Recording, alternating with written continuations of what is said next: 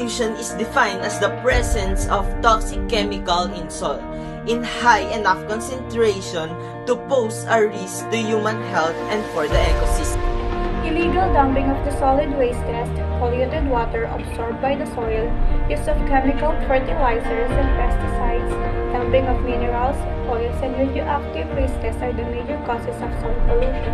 Soil pollution is a complex phenomenon, and it can be triggered by a variety from a littering of cigarette butts to excess use of chemical fertilizer. There are many dangers that the soil pollution can do, but there are the causes that made the soil polluted are.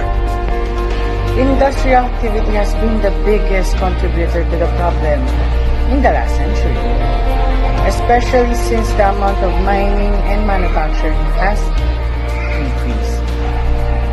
Most industries are dependent on extracting materials from the earth, whether it's iron ore or coal. The byproducts are contaminated and they are not disposed in a manner that cannot be considered safe. As a result, the industrial waste lingers in the soil surface for a long time and it makes it unsuitable for use. Agricultural activities, the utilization of chemicals has gone up tremendously since the technology provided us with modern pesticides and fertilizers.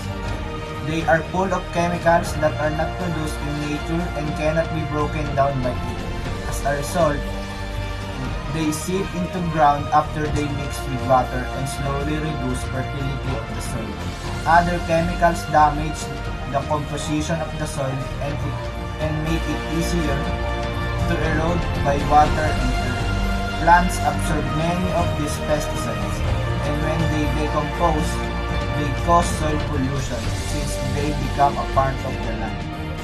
Waste disposal. Finally, a growing cause for concern is how we dispose of our waste. While industrial waste is sure to cause contamination, there's another way in which we are adding to the pollution. Every human produces a certain amount of personal waste products by way of urine and feces. While much of it moves into the sewer system, there is also a large amount that is dumped directly into landfills in the form of diapers. Even the sewer system at the end landfill, where the biological waste pollutes the soil and water. This is because our bodies are full of toxins and chemicals which are now seeping into the land and causing pollution. Soil influences almost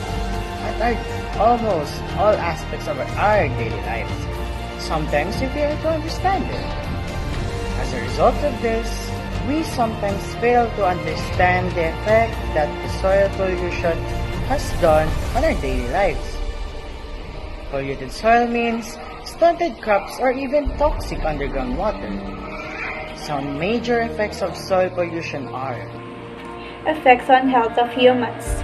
Considering how soil is the reason we are able to sustain ourselves, the contamination of it has major consequences on our health. Crops and plants that are grown in polluted soil absorb much of the pollution and then pass this on to us. This could explain the sudden surge in small and terminal illnesses. Effect on growth of plants. The ecological balance of any systems get affected due to the widespread contamination of the soil. Most plants are unable to adapt when the chemistry of the soil changes so radically in a short period of time. Fungi and bacteria found in the soil that bind it together begin to decline, which creates an additional